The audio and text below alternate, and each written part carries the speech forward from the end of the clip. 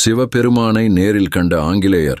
யோக யாத்ரா என்ற புத்தகத்தில் குறிப்பிடப்பட்டுள்ள அதி அற்புத நிகழ்வு இது. இறைவனை நேரில் கண்ட ஆங்கிலேயர் பற்றிய பதிவு. 1929 ஆம் ஆண்டு பிரிட்டனின் ஆட்சியின் கீழ் இந்தியா இருந்தது. ஆங்கிலேய அதிகாரியான லெப்டினன்ட் கர்னல் மார்டின் அகர் மால்வா ஆப்கானிஸ்தான் நாட்டுக்கு எதிரான போரில் படையை தலைமை ஏற்று வழி நடத்தி கொண்டிருந்தார். கர்னல் மால்வா தன் மனைவிக்கு தன் நலன் குறித்து கடிதங்கள் அனுப்புவது வழக்கம். ஆனால் இந்த போர் நீண்டு கொண்டு சென்றது. மேலும் கர்னலிடமிருந்து எந்த கடிதமும் அவரது மனைவிக்கு வரவில்லை. கர்னலின் மனைவியின் கடிதம் வராதது கண்டு துயருற்றார். ஒரு நாள் குதிரை சவாரி சென்றவரின் கண்களில் பைஜிநாத் கோவில் தென்பட்டது. அந்த கோவிலின் உள்ளிருந்து ஒலித்து கொண்டிருந்த சங்கொலியும் மந்திர ஒலிகளும் அவரை ஈர்க்க உள்ளே சென்று அங்கே பிரார்த்தனை புரிந்து கொண்டிருந்த வேதியர்களைக் கண்டார். துயருற்ற முகத்தைக் கண்ட வேதியர்கள் காரணத்தை கேட்ட பிறகு வேதியர்கள் சிவபெருமான் பக்தர்களின் பிரார்த்தனைகளுக்கு செவிமடுத்து அருள் புரிபவர் எனவும் தன்னை அண்டியவர்களின் துயரங்களில் இருந்து மீட்பவர் என்றும் கூறி கர்னலின் மனைவிக்கு ஓம் நமசிவாய எனும் லாகுருத்ரி அனுஷ்டான மந்திரத்தை தொடர்ந்து 10 நாட்கள் உச்சரித்து பிரார்த்தனை புரியுமாறு கூறுகின்றனர்.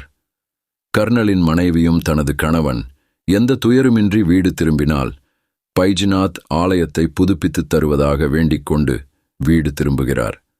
லகுருத்ரி அனுஷ்டான மந்திரத்தை உச்சரிக்கத் தொடங்கி சரியாக 11ஆம் நாள் செய்தி கொண்டு வருபவர் கர்னலிடமிருந்து செய்தியை கொண்டு வருகிறார். அதில் எழுதியிருந்தது: போர்க்களத்தில் இருந்து தொடர்ச்சியாக உனக்கு நான் கடிதங்களை அனுப்பிக் கொண்டிருந்தேன். ஆனால் சட்டென ஒரு நாள் அனைத்து புறங்களில் இருந்தும் எதிரிகள் எங்களை சூழ்ந்து விட்டனர். நாங்கள் தப்பிச் செல்ல இயலாதவாறு சிக்கிக் கொண்டோம். நம்பிக்கையற்ற சூழலில் அங்கே சற்று நேரத்தில் ஒரு நீண்ட கேசமுடைய இந்திய துறவியைக் கண்டேன். அவரது கரங்களில் 3 முனைகளையுடைய கூரிய ஆயுதம் கொண்டிருந்தார். மேலும் அவரது தோற்றம் மெய்சிலிருக்கும் வண்ணமும் அவர் தனது கையில் இருந்த அந்த ஆயுதத்தை கையாண்ட விதமும் மகத்தான விதமாக இருந்தது.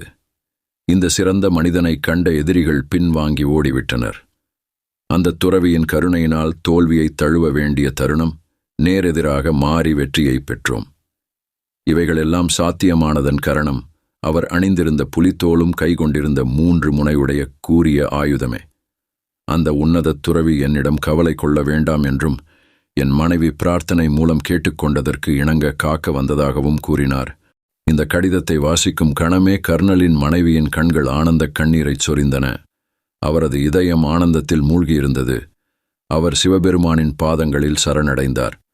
சில வாரங்களுக்குப் பின் கர்னல் மார்டின் திரும்பிய பின் அவர் நடந்தவற்றை விவரித்தார். கர்னல் மற்றும் அவர் மனைவியும் அது முதல் சிவ பக்தர்களாக விளங்கினர். 1883ஆம் ஆண்டு கர்னல் மற்றும் அவர் மனைவி 16,000 ரூபாய் ஆலயத்தை புதுப்பிக்க நன்கொடை கொடுத்தனர். இந்த செய்திகள் இன்றும் பைஜிநாத்தின் கோவில் கல்வெட்டுகளில் உள்ளது. பிரிட்டிஷாரால் கட்டப்பட்ட ஒரே ஆலயமாகும். இது போன்ற தகவல்களை தெரிந்து கொள்ள உணர்கிறேன் என்ற சேனலை சப்ஸ்கிரைப் செய்யுங்கள், லைக் செய்யுங்கள், பெல் ஐகான் கிளிக் செய்யுங்கள். மேலும் நம்மளுக்கு என்னென்ன தகவல் வேண்டும் என்பதை கமெண்ட் செய்யவும். நன்றி, வணக்கம்.